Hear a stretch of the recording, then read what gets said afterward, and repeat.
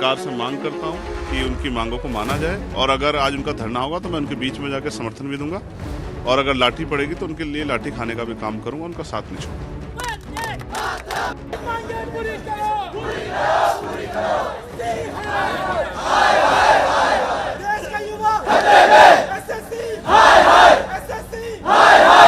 Police बार बार warning देने के बाद भी अगर आप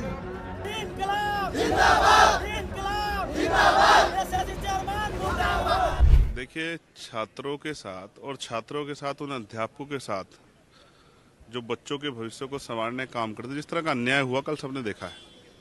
मैंने कल ही एसएससी के चेयरमैन को पत्र भी लिखा था कि जो एसएससी के बच्चों की मांगे हैं, जिस तरह की पीड़ा वो महसूस करते हैं, वो मांगों को मानना चाहिए। आप लगा देते हो सेंटर इतनी दूर, एक दिन पहले पेपर आप कैंसिल कर देते हो, पेपर लीक हो जा रहे हैं, जो जहां व्यवस्था जो है पेपर स्थल पे जो है वहां व्यवस्था अच्छी नहीं है।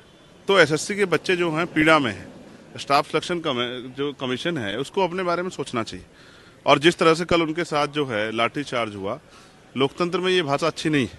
अगर हम इस भाषा का प्रयोग करेंगे तो फिर जो बेरोजगार नौजवान उसके मन में किस तरह जो है कि पीड़ा पैदा होगी, उनके परिवारों में किस तरह की पीड़ा पैदा होगी, सरकार को सोचना चाहिए। आज मैं इस तख्ती लेके इसलिए खड़ा हूँ कि सरकार एसएससी के बच्चों की मांग को सुने और उनको पूरा करे। एसएससी का यही नौजवान कल देश की सेवा करेगा, प्रदेश की सेवा करेगा। आज आप उसको लाठियों से पीट रहे हो, उन गुरुओं को लाठियों से पीट रहे हो जो शिक्षा देने का काम कर रहे हैं। लेकिन मैं आप समझता हूँ ये फेलियर है। आपको जो काम एसएससी के को करना चाहिए था, एसएससी चेयरमैन को, उस काम के लिए बच्चे सड़कों पर तब उतरा जाता है जब नाउम्मीद हो जाता है आदमी कि अब हमें कहीं से न्याय नहीं मिलेगा। मैं उन बच्चों के प्रति संवेदना प्रकट करता हूँ, सरकार से मांग करता हूँ कि उनकी मांगों को माना जाए और अगर आज उनका धरना होगा तो मैं उनके बीच में जाकर समर्थन भी दूंगा और अगर लाठी पड़ेगी तो उनके लिए लाठी खाने का भी काम करूंगा, उनका साथ नहीं छोड़ूंगा। चंद्रशेखर जी, हम देख रहे हैं कि आप एक के बाद एक जन सरोकार के मुद्दे उठा रहे हैं। पहले दवा के मुद्दे उठाए, फिर यूपी में शिक्षा के मुद्दे उठाए, फिर इसके मुद्दे। सदन चल नहीं पा रहा है, आपको लगता है कि चलना चाहिए, ये सारे मुद्दे सदन के अंदर होने चाहिए? बिल्कुल चलना चाहिए और ये सदन के मुद्दों पर चर्चा होनी चाहिए। आपको याद होगा जो मैंने शिक्षा का मुद्दा उठाया था और एक दिन जब हाउस चला 0 आवर मैंने सरकार को चैलेंज किया था कि सरकार ने 1 किलोमीटर वाला फैसला जो है कि जो 1 किलोमीटर के अंदर जो है जो आरटीई के जरिए जो है राइट टू एजुकेशन के जरिए कानून बना था केंद्र का 2009 में, और उसमें स्पष्ट हुआ था कि ये 1 किलोमीटर से दूर स्कूल नहीं होना चाहिए, वो सरकार ने कल माना।